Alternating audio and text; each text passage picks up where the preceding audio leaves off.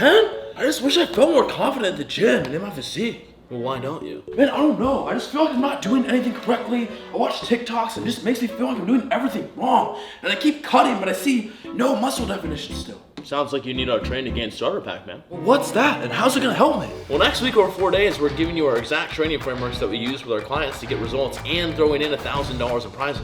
And by the end of this, we're gonna make sure we do whatever it takes to ensure that 1, you feel more confident in your training technique, 2, you understand how to eat for your goals, and 3, now you know how to build yourself your own training program for long-term success. And honestly, we're just gonna make it super simple. Okay. So if this sounds anything like you, we're paying you $1,000 to come work with us for 4 days to show you exactly why training is the driving force of your progress. If you're in, comment "I'm in" below and we'll give you the details, and I'll see you next week. Guys, come with me. I don't want to do this alone.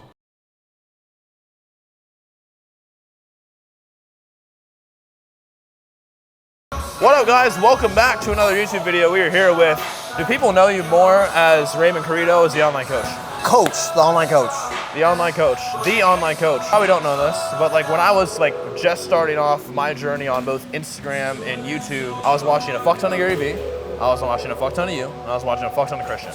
And like through watching all of you guys, it helped me kind of gain my traction and find how I could provide value. Because like, dude, you've been doing these talking videos, these form videos, these help with macros for years, and you're still going. Yep. Still going. Like recycling, you just got to keep going. Yeah. Because there's new lifters, new people hitting the gym every day. That still need to hear the basic stuff. Yep. The fundamentals is key. And that's what everybody's lacking these days. Everybody's just trying to get the gains, 2 years, 3 years. It takes time. It takes the fundamentals. It takes just time, man. Yeah. Well, I mean, that's it. Like, you have a very, very consistent message around the fundamentals, which I think is super dope. And I think that's like, honestly, I think that's what a lot of people even miss on social media is that like, the more consistent and repetitive you are with your message, the better your message comes across. I think people try to change up their messaging all the time. It takes repetition. You can't be changing shit up too often, you know? Yeah. Beautiful. Well, we're hitting a little bit of legs, we're hitting a little bit of delt, hit a little bit of back. Both on the weekends, him and I both kind of make up for a little bit more volume in areas that we needed on the weekend. So we're gonna hit stiff-legged deadlifts to start. I'm sure we're gonna have some great tips throughout this video. It's gonna be a lot of fun and we're gonna have some cool conversations. So welcome to the video, drop a like, follow Raymond if you're not already. Let's get into it. We're gonna have a lot of fun. Yo, like 100%. your style and your approach is like very similar to mine. Not too many people have it. It's fucking rare, isn't it? Like we're chasing pain and tension versus weight and reps. I don't think people will ever learn. Especially with the TikTok age now. Even like seeing like JPG and shit on TikTok. Like it's good informative stuff, although I feel like it's not basic enough. It's not fundamental enough. Yeah, people get drowned out, you know? They're like a beginner just gets confused and like overwhelmed trying to find the most optimal, efficient way to do things when there really isn't. You gotta just fuck up and try again, apply, learn. Like, you're not gonna find the best way for years. Yep. For you. Yep.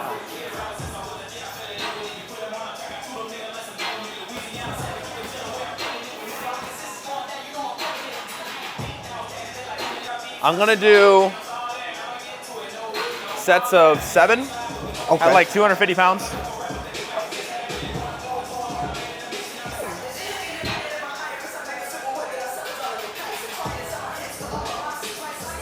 God damn.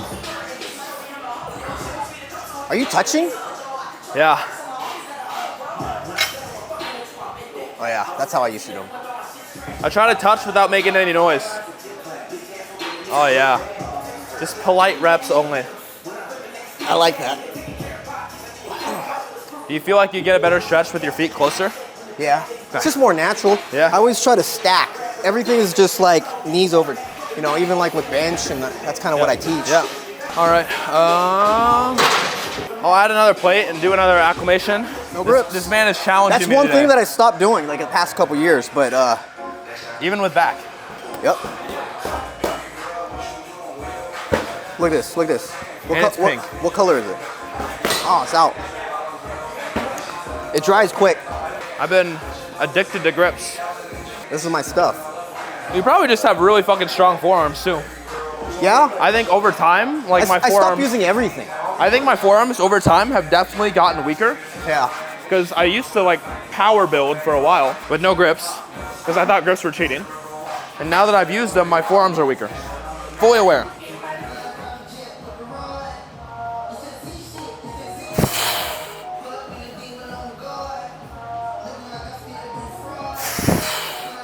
clean.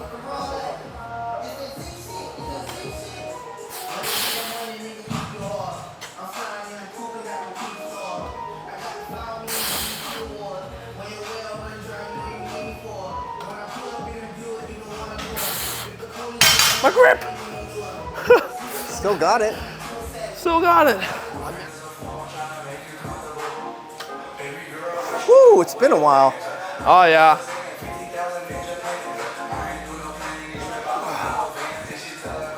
Keep that bar tight. Ooh.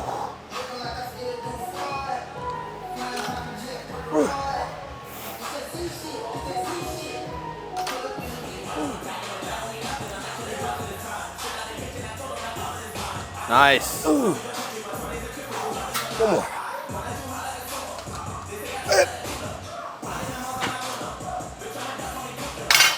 Yeah. So you know how that goes when you cut your sodium, your carbs, and you just do a shitload of cardio. You come in flat as hell, can't keep a pump.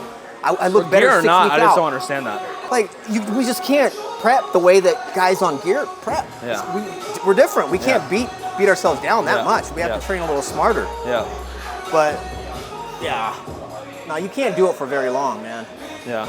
I think the difference about this prep compared to any other is the fact that like I don't want it to be extremely selfish and I don't want it to be hell. Like I genuinely am like, if I'm all in on prep, I will be all in on relationship, all in on business, all in on everything, all in on content. Like for me, it's like, I want to just push myself to the nines everywhere. And if I'm all in on one thing, I'm all in on everything else. And so that's how I'm approaching this one more so than anything else, as I won't allow myself to compromise anywhere else and just seeing where it takes me. So far, it hasn't felt like prep. It just feels like I'm on 10 out of 10 energy all the time. Yeah. No, that's good, man. If you acknowledge what happens during prep, and like you said, like you're gonna put 100% everywhere, not just one. Say that out loud, and that'll change everything. Oh yeah, dude. The story. Yeah, I mean, the story you tell yourself every day is what's gonna come true. So The I one believe thing, it. The last time I competed was 2016. Yeah. But the last couple years, my approach was I didn't pick a show date, right? Like I would just cut, like right now, like what I'm doing is just pound, half a pound per week, just getting leaner. And then when I got to like a 8-week, 10-week striking distance, then I would turn it on. Then I would dial it in and then just hide for a while, not go out. Yeah. And mentally that helped me a lot. Yeah, that's good, man. I think prepping without a timeline is cool. I think it kind of removes a little bit of pressure. Some people like it. Yeah. But I think You gotta have the experience. You have to be experienced enough to do that. Some Yeah. people just don't have that discipline just yet. also some people for the first time, 12, 16 weeks might not be enough time for them to get lean enough. Oh yeah. And then they shoot themselves in the foot. So.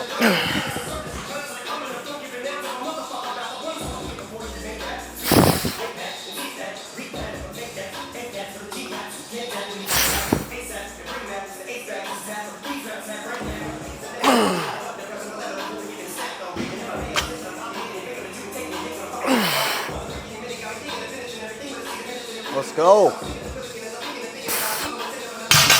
So many people come through. I was one of the first ones to open my own gym besides Christian. Yeah. So, and I was the first one to start doing black walls. I got trolled on so much, like, why is your walls black? Yeah. I'm like, because I want to be different, man. Yeah. No, legit. I want orange turf. I want to be the most. I love different. That's your colors, though, right? Yeah. That's yeah. it. That, oh,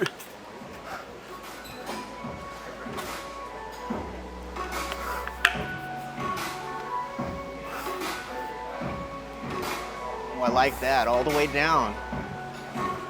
Form correcting. You should have on point, man. Oh yeah, that's good. The last time I did pull-ups was when I was still like heavy bulking. It's like 20 pounds heavier. It's hard, I struggled right? doing like 4. Yeah. Pull-ups are always different, dude. The last time I was doing pull-ups, I was like 170 pounds. So. I don't even do pull-ups anymore.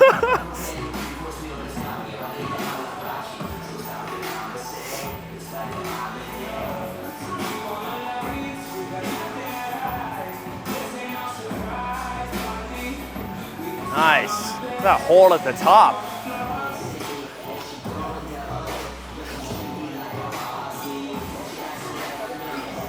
There you go.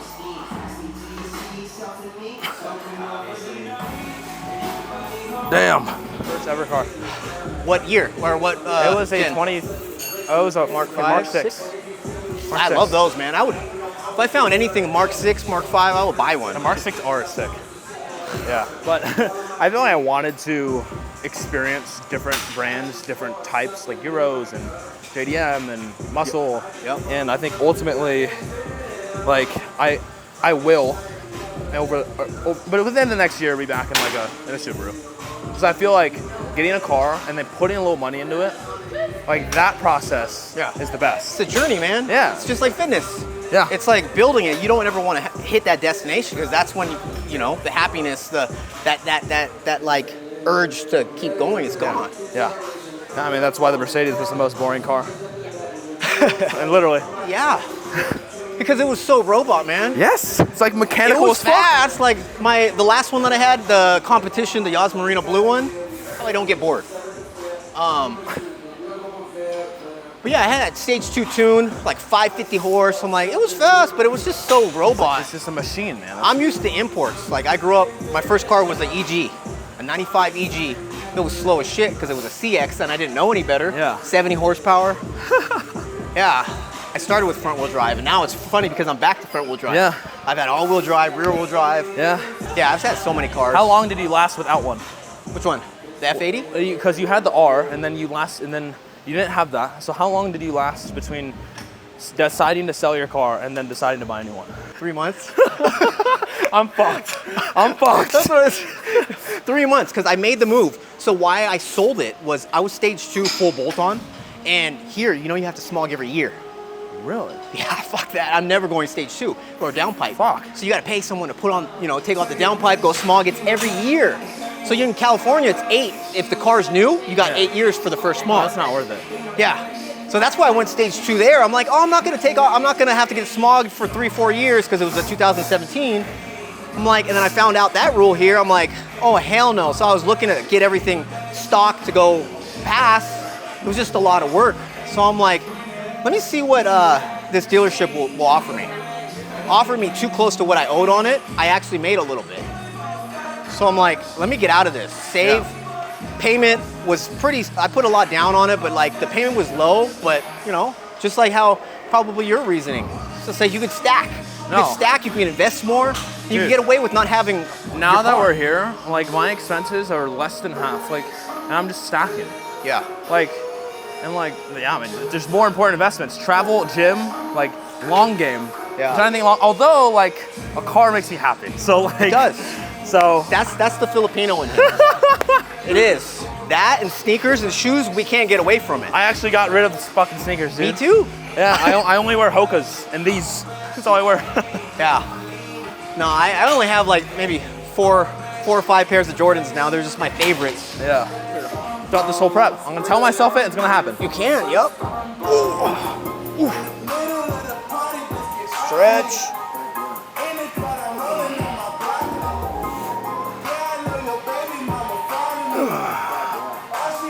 That's that mature muscle, baby. Yep.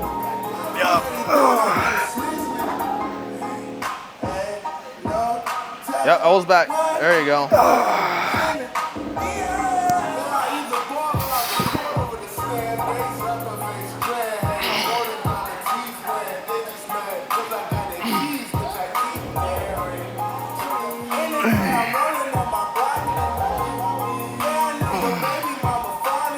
Come on. There it is. Nice. It's that last rep. You judge a lifter by that last rep. How you keep composure under load. It's true, man. Close to failure. It's true. I think the dance and the fun game is, well, we use this for our clients. Not everybody. I think it's a tool and it's not an end all be all, but RIR. Like learning the difference between 3, 2, 1, and 0. That takes time. Yeah. Someone's failure could be, someone's like, I use RPE. I'm so used to RPE. Same thing. Yeah. Someone's 10 can be, a 6 or 7. Oh, yeah. Or a new lifter doesn't know what a 10 really feels like. Exactly. Yet a new lifter doesn't really matter quite yet. Yeah. All the way.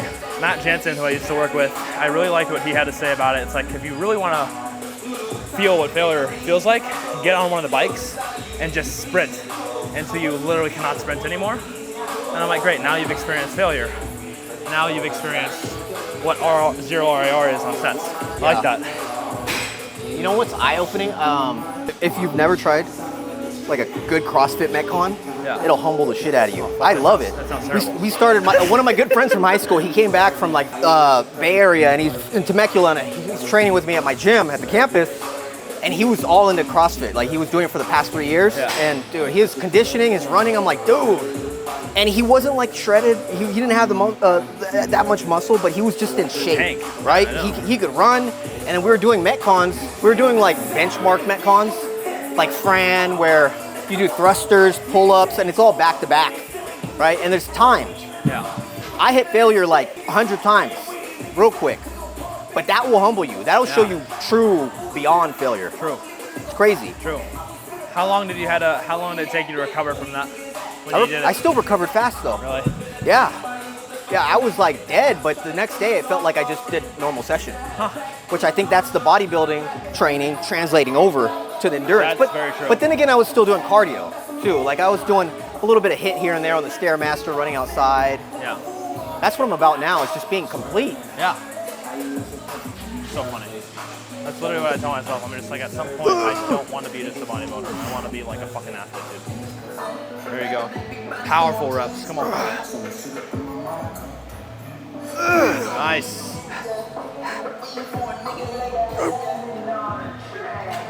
Big time. Let's go.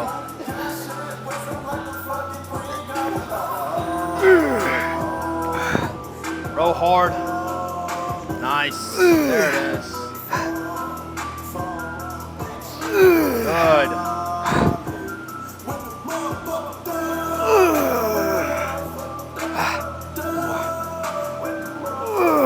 Those are some fucking reps, man. Whew. Good stuff. 4 sets of 15 to 20, man. That's a lot.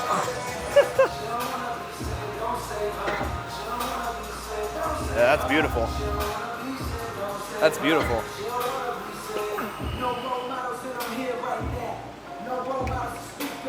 Is that working? Wait. Is that 4? Yeah, let's go. I got your count. Yeah.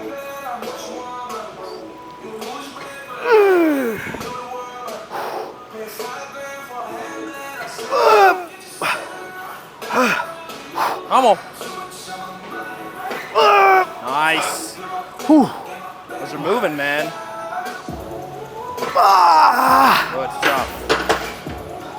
Whew. Stuff.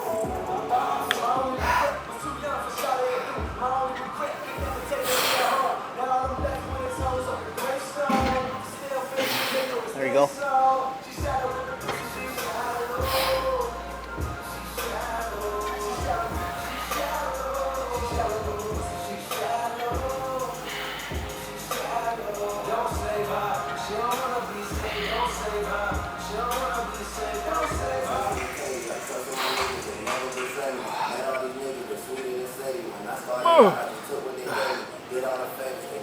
Come on.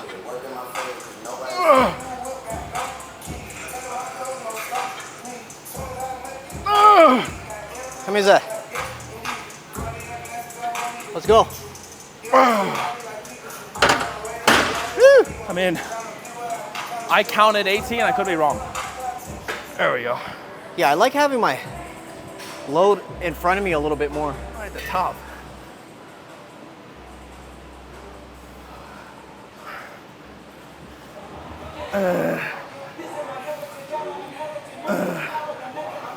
Let's go. You know, honestly, it takes a skill to be able to really focus in while you have a handsome Asian man in front of you holding the camera all the fucking time, dude. Like, I don't think y'all understand watching this video right now.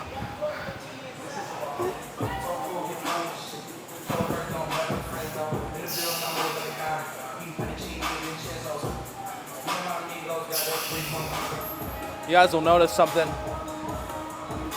Watching him do it, his hands are slightly out in front of his torso. If you try to lock your scaps in and keep your hands all the way by your side, it actually limits your range of motion quite a bit.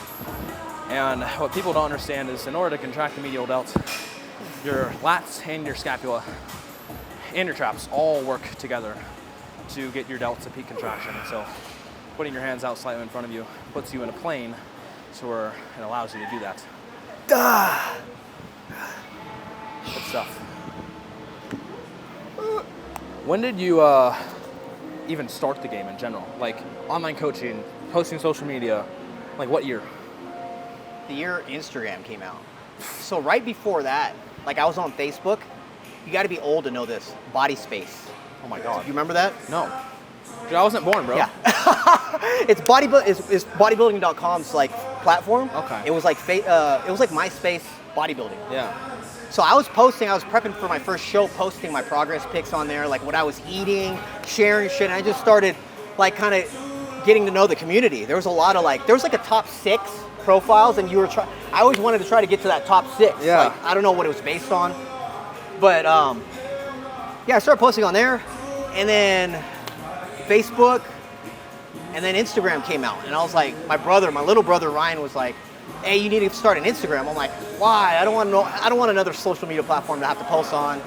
I did it, and that's how I got the name The Online Coach. Like, you can't get the anything these days, right? It has to be The Online Coach 69, 78, 123. But I started doing it right when it came out. Started posting, just training, what I was eating, and then it just started growing. And then I started getting people asking me, hey, can you help me get lean? Can you help me bulk? And I'm like, all right, yeah, I'll help you.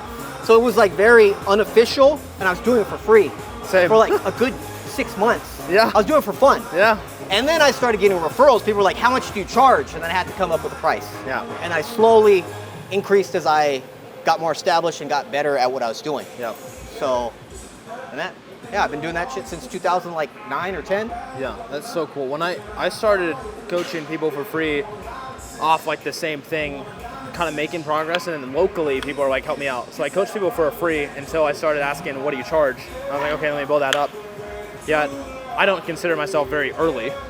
Although it's like now, there's so many people that are just like, I'm gonna be a coach, and then in 1 month to 2 months, dude, they're making 10K a month. Like already, because of all the resources that are there. Yet I don't believe people have the baseline of like, I coached people for free and worked up this many years and then became a coach. And so like, have you found it difficult to adapt to like new times? Like all the TikToks and the trendy shit that's going on. Like you've been in it for so long, have you found it hard to adapt to what's new? Not really. I mean, because I've kept it very, very simple over the years, right? Yeah. And I'm not like old fashioned. I'm not like against change or evolving. I'm always about evolving and getting better. Yeah. But I kind of have to pick and choose what I do just when it comes to time and spreading myself thin. Because I have kids, you know, I'm married, you know, I run a couple businesses, and it takes a lot of me.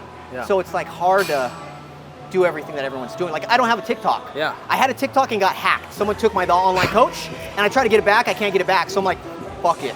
I'm not gonna be on there. I'm just gonna post reels on Instagram.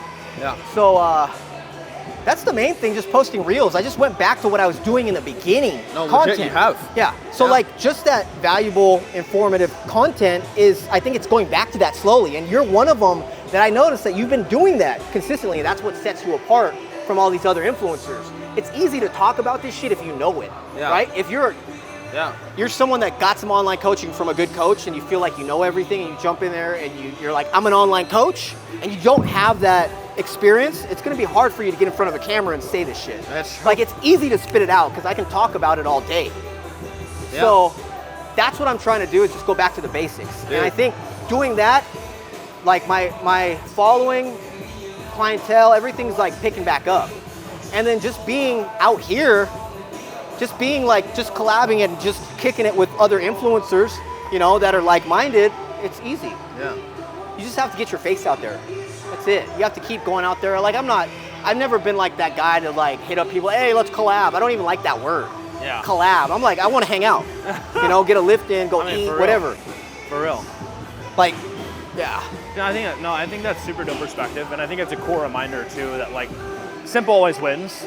And like I think you get caught up around, like, even for me, man, because I'm still young, I still struggle with this too. I get like caught up in outcome and results and numbers so much, and then I'm like, I find myself gravitating towards making content to try and impress people rather than be like, I'm gonna say the same repetitive shit that people don't understand yet, and I can help you understand. And so like, I found myself catching off track a little bit and always kind of reverting back. It's always reverting back to the basics. Yeah, you got to be yourself, man. You got to talk about what you believe, like what you preach. And remember, like, you got to stop thinking content. Yeah. You're the content. You're the content. That's it. Yeah. And you start thinking that way, you don't have to come up with, like, brilliant, clever shit. You just share what you're doing. Super dope. Fuck yeah. Good shit, dude. Yeah. That was fun. We literally just hung out.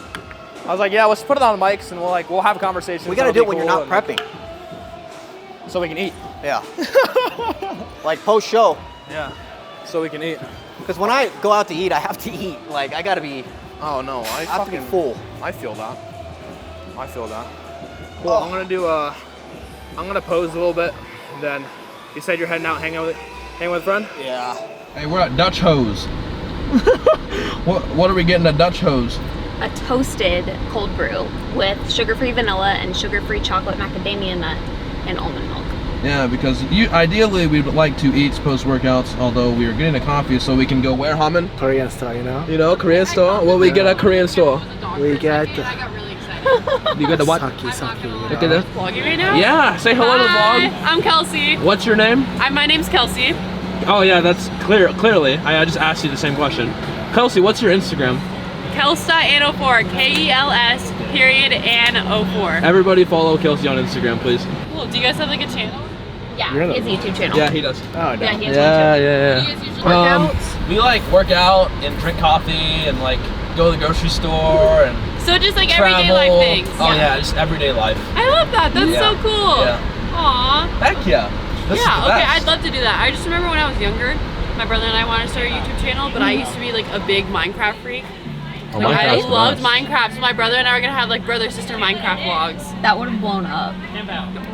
Dude, a girl playing Minecraft? I was like a little nerd when I was younger.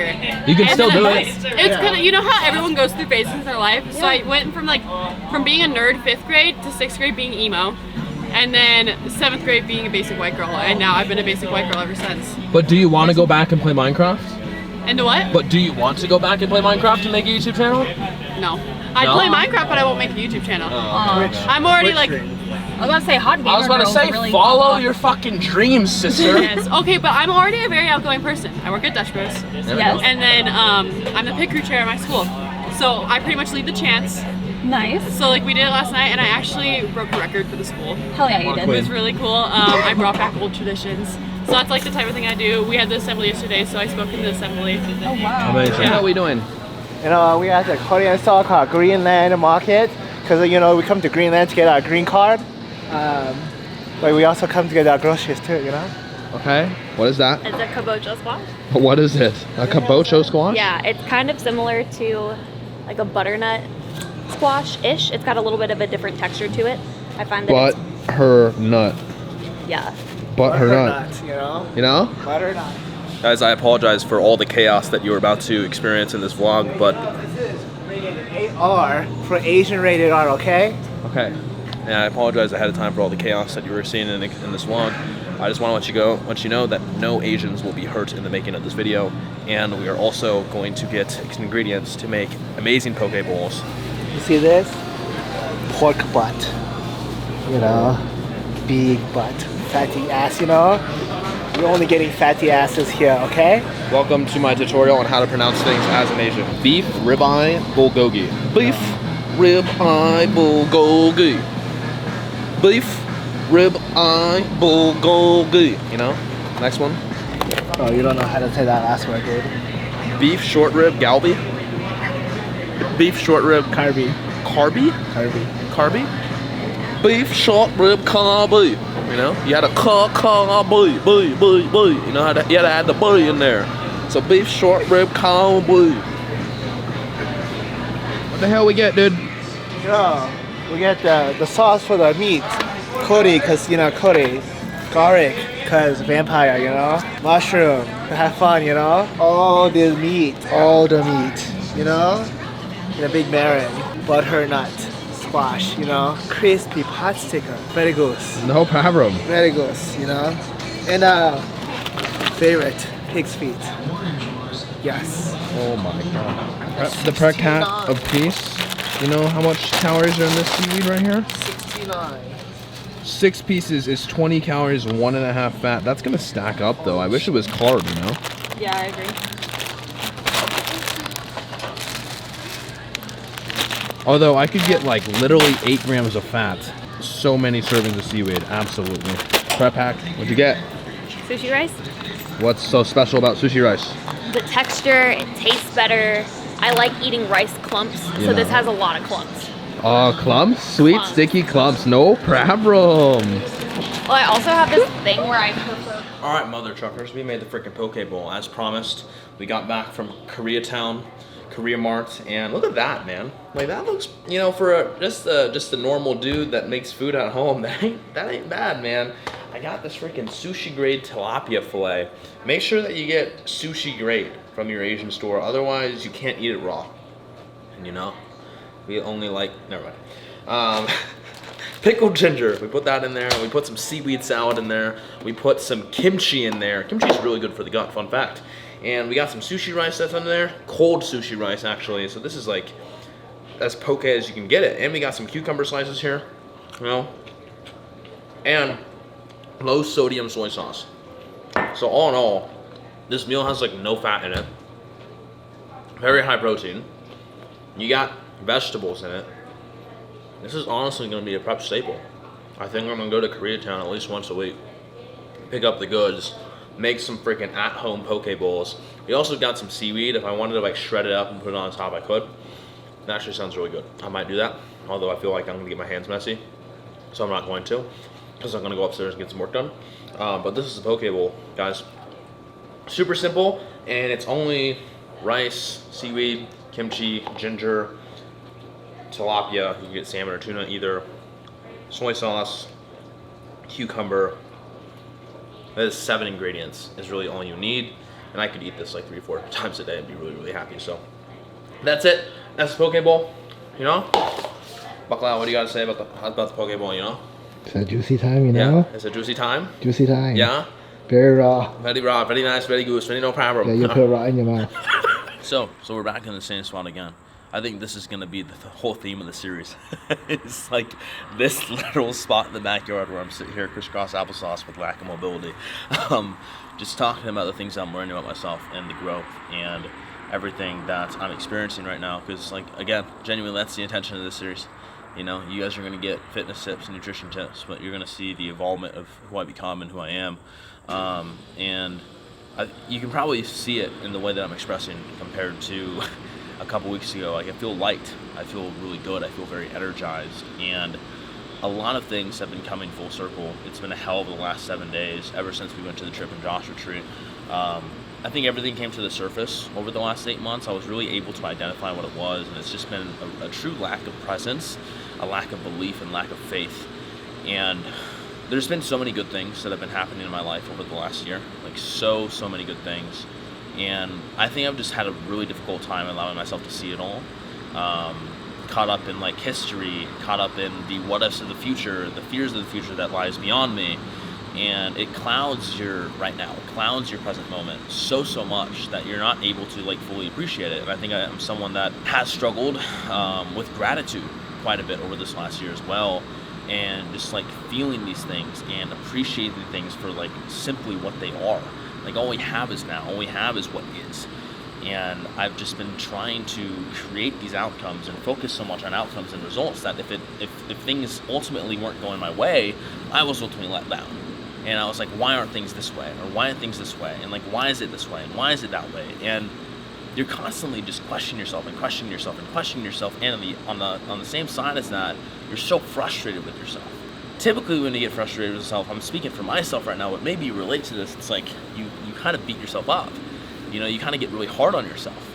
You judge yourself. You don't treat yourself with kindness and compassion. And you start operating out of this frustration, operating out of this anger, operating out of this pain, operating out of this fear, operating out of this history consistently. Like it's just not a fun place to live. It's not a fun place to live emotionally is the thing. Like you become someone that's operating out of punishment. You're wanting to punish yourself in order to get the places you think you need to be, rather than just accepting and appreciating what is now. And that's what I've been struggling with. that's been what I've been struggling with, thinking that I need to be ahead of where I'm at all the time. I think what I've come to realize is that one of the best pieces of advice that I've simply gotten to this day that's helped me get to this position is advice from my dad, who said, like, no matter what it is, like, ensure that 1, you love what you do, and 2, you're the very best at it. And I think wanting to be the best and wanting to work as hard as I absolutely can has definitely got me to this point. And I'm beginning to believe that the belief is more so limiting me now in this season, more so it is serving me. Because I think, and I correlate the best with being better. I correlate the best with being more than where I am right now. I correlate the best with, like, being beyond where I'm at right now. And it makes me think about the future. It makes me compare myself a lot. It makes me see, like, oh, it needs to be this way or nothing. And if I place all of my inner self-worth and love towards myself based on outcome, I'm going to be let down, like, realistically around 75% of the time, if not more. Because, like, that's the success rate when we set our goals and everything. I just genuinely think that, you know, it's like, and I feel like that's why we need to be process oriented, and that's why we need to be so present with everything that we do. And instead of just placing all expectation of things going a certain way and centering all of our happiness and our worth around that, it's just, again, it's just not a fun place to live. And all of those things come to surface, and I think at the core of it, I'm not in this position speaking to this camera right now without belief. All of these things, from the moment I was in my dorm room watching Gary Vee every single day and just tell me like, believe in yourself, be happy, believe in yourself, be happy, be patient. I trusted all those things, and I started implementing and just being myself and just sharing my story and just providing value. At the deepest root, that was the core of everything that I've done. I just loved it. I just loved providing value to people, and I believed that I could be a vlogger like Christian and, like, have somebody, like, do this and have somebody that's really talented with a camera do that. Like, I believed it when I was in college, and it's like, sure, I'm not at that level yet, but I'm doing it. Like, I believed that I could go all in and build my coaching business full time, and I dropped out of school and I moved to Texas to do it. Like, I believed that. Like, I believed, like, I would drive a car and, like, be able to build it myself and put on airbag suspension. Like, I believed that.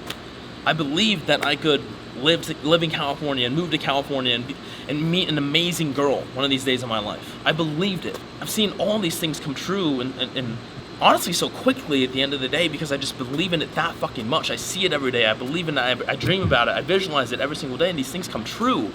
It almost just feels like the work, the habits, the standards that are necessary to get there, you almost just start embodying, because I'm someone, like, I believe that I'm of faith, and I believe there's a power greater than me, and I believe that this faith and this in the universe and whatever it is that you want to call it, like, they see that. He, she, they, whatever it is, they see that, and they grant you that, because, you know, they were put you here I believe we're all here for a reason. And, like, the moment that we're on this earth, as we're growing up and as we're children and nothing else matters in the world, we believe in ourselves so fucking much.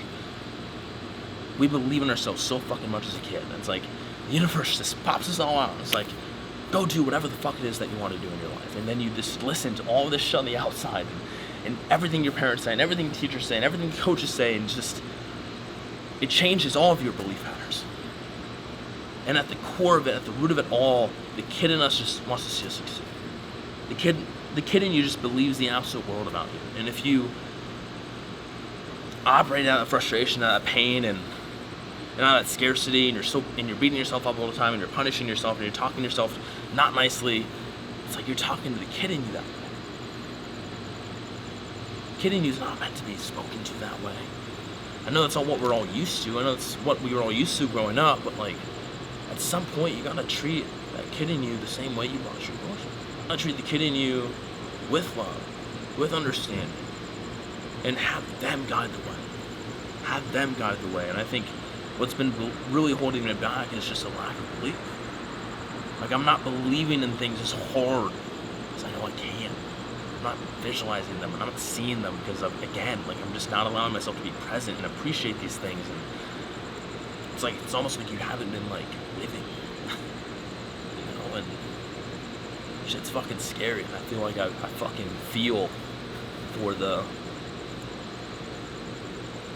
for myself for, like, how things were last year. But, like, it's a lot to process, but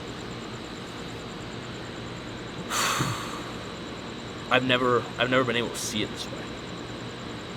You know, of course we tell ourselves to believe ourselves, of course we tell ourselves to be present, but I don't think I would have realized the importance of it if I didn't go through these things. the importance of it, how much value it holds to me, what it means to me, I wouldn't have this much of a deeper understanding about myself than I do now if I didn't go through these things. And I'm fucking grateful for it. That's it.